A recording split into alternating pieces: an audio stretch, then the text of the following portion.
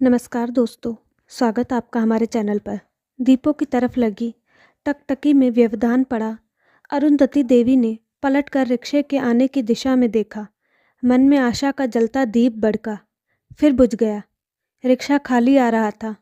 उन्होंने चोर निगाहों से थोड़ी दूर बैठे रमन बाबू को देखा, जो प्रत्यक्ष में तो पुस्तक में डूबे थे, पर अरुंधति की मनोदशा से पूर्णतया परिचित थे। अब उम्मीद छोड़ दो अरु, बादल और बहू अब नहीं आएंगे। नहीं, अरुंधति घबराकर बोली, मैं तो दीपों को देख रही थी।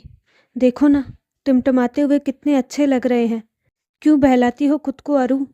अरे आधे दीप तो कब के बुझ चुके हैं, कुछ बुझने की कगार पर है।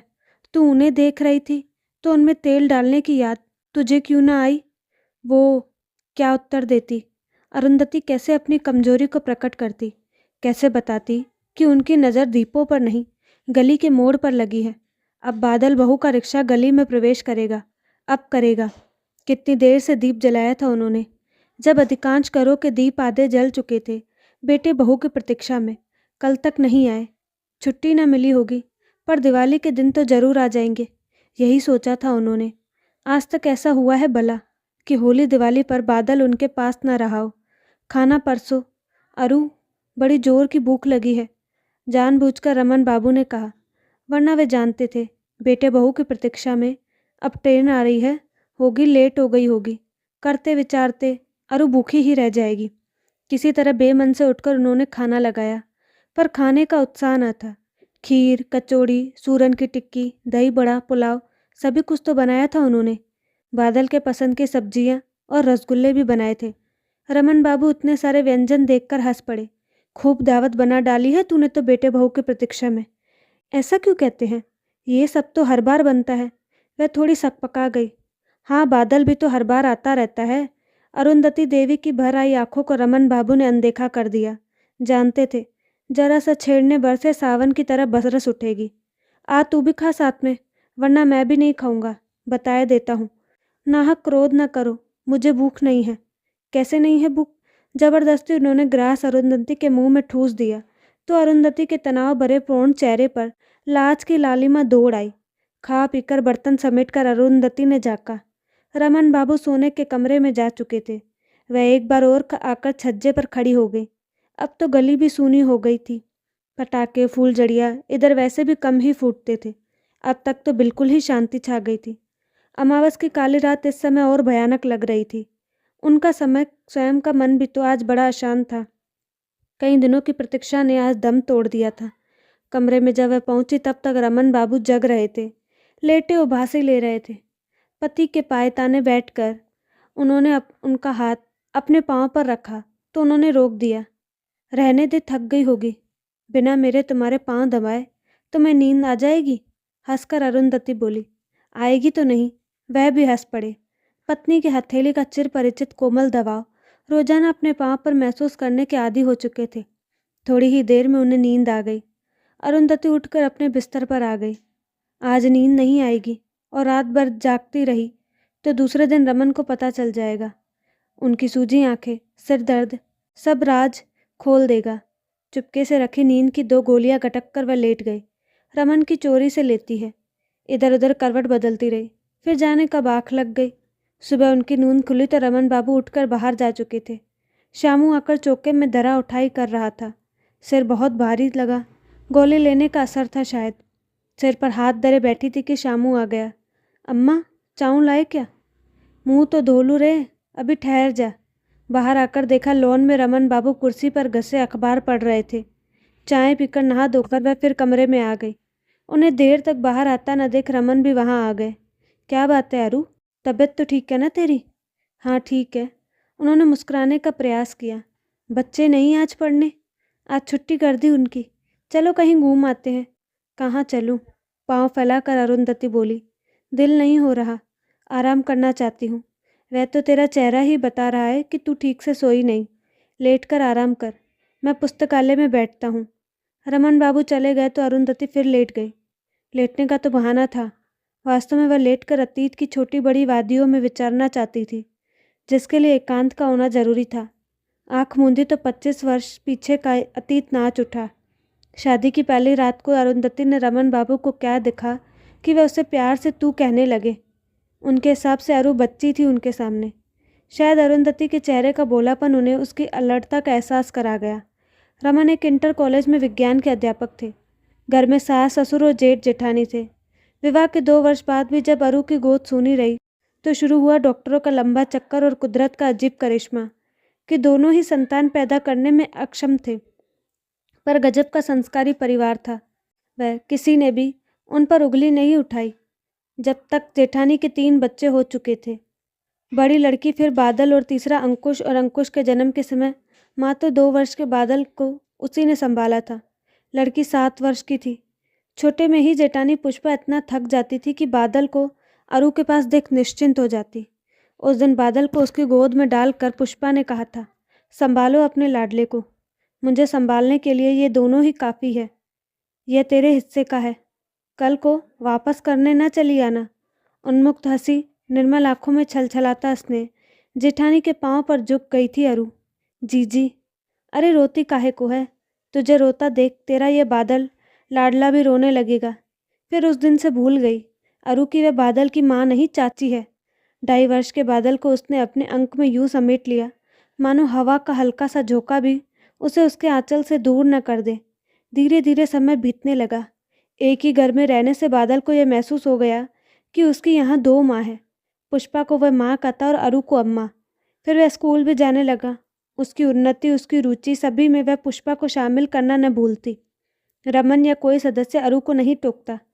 बादल के स्नेह में सिमटी वह काफ़ी दूर निकल आई। तब बादल 8वीं में था। रमन की नियुक्ति इलाहाबाद डिग्री कॉलेज में प्रवक्ता के पद पर हुई तो अरु और बादल भी साथ चले गए। यूं तो एक साथ रहने से सभी का जाना घरवालों को बुरा लगा, पर बादल के जाने से पुष्पा और उसके पति सुरेश को काफ़ी धक्का लगा। घर साए साए करता। कस्बे से शहर की ज़्यादा दूरी न थी, इस कारण आना जाना बना रहा। 30 त्यौहार पर सभी कस्बे में आकर साथ में त्यौहार मनाते। शहर आए उन्हें 2 वर्ष ही हुए थे कि अचानक एक हादसे में पुष्पा के पति सुरेश का देहांत हो गया। वह कपड़े की दुकान पर बैठते थे। उस वक्त बादल के साथ अरु कई दिन घर पर ही रही। तीनों बच्चों को समेटे वह बेहाल पुष्पा को संभाले रही। कस्बे में अब रखा ही क्या था। सास ससुर बुढ़ापे से ज़्यादा जवान बेटे की मौत से टूट गए। आखिर यही निर्णय लिया गया कि सब कुछ बेचकर शहर चला जाए। छोटा अंकुश भी 7वीं में पहुंच गया था। लड़की ने इंटर कर लिया था। दुकान, थोड़ी बहुत खेती और मकान बेचकर शहर में ही एक बड़ा मकान ले लिया गया। बाकी पैसा बिटिया शेल के विवाह के लिए जमा कर दिया गया। इन सारी क्रियाओं के मध्य पुष्पा खामोश रही, लेकिन धीरे धीरे पति विहीन पुष्पा के स्वभाव में चिड़चिड़ापन आने लगा। कभी कभी सास को भी जवाब दे देती, पर दुखी है सोचकर सब चुप लगा जाते। अरुंधति का घूमना फिरना लगभग बंद हो गया। जहाँ जाती पुष्पा को भी साथ ले जाना चाहती, परंतु वह न जाती, और यदि अकेले जाती तो लौटने पर पुष्पा व्यंग्य बोलने से बाज न आती। इस कारण अरु ने भी बाहर निकालना बंद कर दिया। 2 वर्ष के अंतराल पर सास ससुर भी न रहे तो पुष्पा की जुबान और चलने लगी।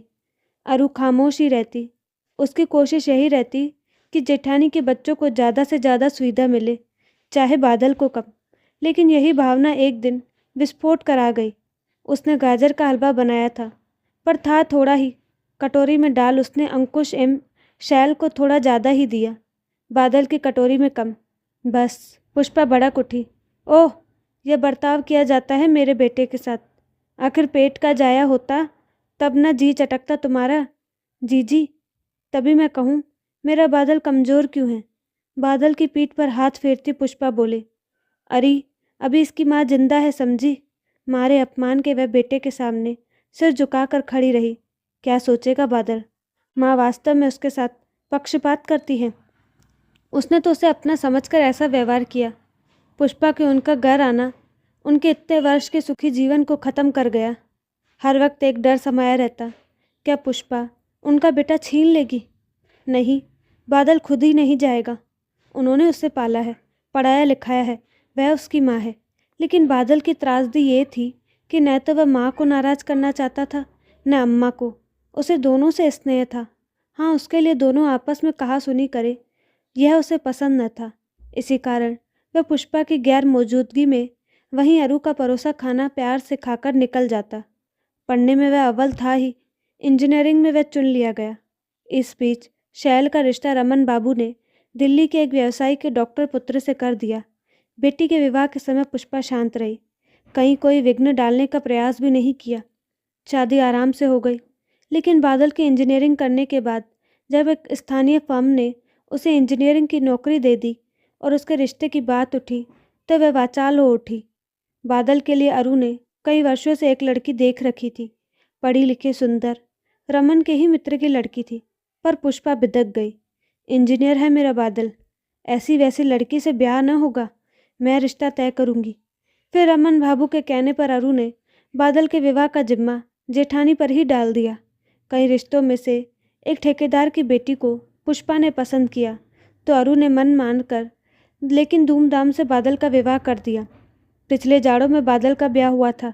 रस्म के अनुसार पहली होली में बहू के साथ वह ससुराल चला गया था। छुप छुप कर कितना रोई थी तब अरु। इन सब चरणों में अरु को अपना स्थान सिमटता प्रतीत हुआ था। उवास होली के बीतते एक और धमाका हुआ। बादल ने एक अंतर्राष्ट्रीय कंपनी के लिए मुंबई में आवेदन किया था। वहाँ उसकी नियुक्ति हो गई। नहीं, तू वहाँ नहीं जाएगा। अरु फैल गई। मुझे क्या पता था मैं वहाँ चुन लिया जाऊँगा। मेरे पास तो इतना अनुभव भी नहीं था, दोस्तों के कहने पर भर दिया था। बादल ने सफाई दी। ठीक है, छोड़ दे, लेकिन तू मेरे साथ ही रहेगा। यहाँ का वेतन पद बहुत अच्छा नहीं है अम्मा, भविष्य के लिए कोई स्कोप नहीं। पर मेरा भविष्य तेरे बगैर कहाँ रहेगा बेटे। वह रो दी। शशि है, माँ है, अंकुश है, वह तो लखनऊ में ही है। मैं आता जाता रहूँगा। शशि यहाँ रहेगी तो तुझे रोटी बनाकर कौन देगा? वहाँ मैस में खा लूँगा। अकेले की क्या चिंता। नहीं, उन्होंने खाने पर विचार किया तो रोकने की जिद छोड़ कह बैठी, तुझे खाने की तकलीफ हो जाएगी। जीजी ठीक कहती है, तू शशि को ले जा। नहीं अम्मा, शशि यहीं रहेगी तुम्हारे पास। बाद में डंग का मकान देख लूँगा तो सब साथ चलेंगे। अरुंधति के जलते दिल पर मानो ठंडी फुहार पड़ गई। कितना ध्यान रखता है बादल, बेटा तो उन्हीं का है वह। बहू ने भी कुछ न कहा, पर पीछे ऐसी खिचड़ी पकी कि बादल के साथ बहू भी नहीं पुष्पा भी चली गई। बादल खामोश नहीं वरन उदास था। लगता था कोई जबरदस्ती उसकी डोर पकड़े उससे लिए जा रहा है। उस दिन अरुंधति रोई नहीं थी, बादल का कंधा पकड़कर गिड़गिड़ाई थी। तू वादा कर, हर त्यौहार हमारे साथ मनाएगा। तुम्हारा पांव छूकर आशीर्वाद लिए बगैर कोई पर्व सफल हुआ है भला? बड़े गले से बादल ने कहा, फिर मुंह फेर कर झटके से निकल गया। टप पांव पर कुछ ठंडा एहसास हुआ। आंखों से एक बूंद आंसू अरु के पांव पर टपक गया था। अरु रो रही है? रमन बाबू की आवाज़ पर उन्होंने आंखें खोलकर देखा। वह एक कागज़ लिए थी। तार भेजा है अंकुश ने, हो सकता है फ़ोन का प्रयास किया हो, पर इधर 3-4 दिन से अपना फ़ोन खराब था ना। लिखा है वह भी बम्बई जा रहा है, नहीं आ सकेगा। अरे तू सुना नहीं तूने? उसे चुप देख उन्हें आश्चर्य हुआ। सुन लिया। वह उठकर बैठ गई। हो सकता है तबीयत वगैरह खराब हो गई हो। फ़ोन भी तो अभी नहीं मिला है उसे, कोई नंबर है नहीं हमारे पास। अब उन्होंने ध्यान दिया, वह बोलते जा रहे हैं। अरु का ध्यान कहीं और है। वह पत्नी के पास खिसक आए, उसका कंधा पकड़कर बोले, देख अरु, मैंने आज तक तेरे और बादल के विषय में तुझसे कभी कुछ नहीं कहा, पर तू क्यों मरीचिका के पीछे भाग रही है? बादल हमारा बेटा नहीं। अरे कुदरत को देना ही होता तो क्या हमें निसंतान रखता? फिर बादल की ज़रूरत भाभी को हमसे ज़्यादा है, वह उसका सहारा है अरु। उन्होंने जिन निगाहों से पति को निहारा, रमन बाबू दहल उठे। पर इतना तय था कि यदि आज भी वह अरु को बादल की ममता से खींच न पाती तो अरु को बीमार होने से बचा न सकेंगे। वह भाभी ही तो थी जिन्होंने निस्वार्थ तेरी गोद में बादल को डाल दिया था। अपना परिवार, अपनी गृहस्थी के लिए वह तरस रही है। बादल में वह सब कुछ पाना चाहती है, पर मेरा क्या कसूर है? रुंधे गले से उन्होंने पूछा, तेरा कसूर यही है कि तूने पराई चीज़ को अपना समझ लिया। सारा जीवन तूने झूठी ममता के हवाले कर दिया, अपने स्वयं से लापरवाह हो गई। तुझे तो इतनी अच्छी पेंटिंग आती थी, वह भुला दिया। तुझे नर्सरी का शौक़ था, वह भूल गई। अपने फुर्सत के क्षणों में अपने शौक़ को तरसो अरु। देखना उन नन्हे नन्हे पौधों से जब तू बतियाएगी तो कैसे झूम झूम कर वह तेरी बात का जवाब देंगे। रमेश बाबू चले गए और अरु सोचने लगी, जिसने कभी भी उनकी मर्जी में दखल नहीं डाला, उसके शौक के विषय में कैसे इतना कुछ जान गए। वह जहाँ की तहाँ रही और पति की गरिमा से युक्त रमन बाबू बाजी मार ले गए। शाम तक वह यूं ही बैठी रही, खाना भी बेमन से खाया। रमन बाबू बाहर ही बैठे रहे। वह जानते थे ममता की डोर एकदम से नहीं टूटेगी। अरु प्रयास करेगी तभी वह बंधन से मुक्त रहेगी। वह उठकर बाहर आ गई। आज ध्यान से देखा, घर के चारों तरफ काफ़ी जमीन थी। एकाध पौधे तो लगे थे, परंतु हरियाली न थी। उदासी व्याप्त थी वहाँ। तभी बगल के घर की तरफ नजर पड़ गई। मिसेस कर्नल जो विधवा थी, पौधों को पानी दे रही थी।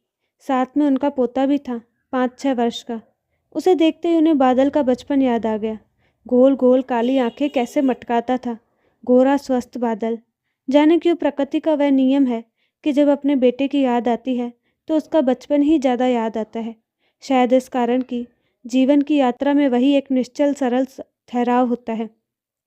तभी उसे महसूस हुआ उनके साथ जो प्रकृति की ज़्यादा मेहरबानी है। पति है साथ में। सच्ची देखा तो बगल में रमन खड़े थे। क्या देख रही है? सोच रही हूँ सब्जियाँ किधर बोऊं और फूल किधर। रमन बाबू ने झुककर प्यार से पत्नी की आंखों में झाँका, फिर होले से पूछा, चले? कहाँ? वह घबरा गई। नर्सरी, बीज और पौधे लेने। ओह, मैं समझी। आगे कुछ कहने से पूर्व उनका चेहरा रक्तिम हो उठा। तो दोस्तों, आपको कहानी कैसे लगी अपनी राय कमेंट बॉक्स में ज़रूर दें और साथ ही हमारे चैनल को लाइक शेयर और सब्सक्राइब करना ना भूलें। धन्यवाद।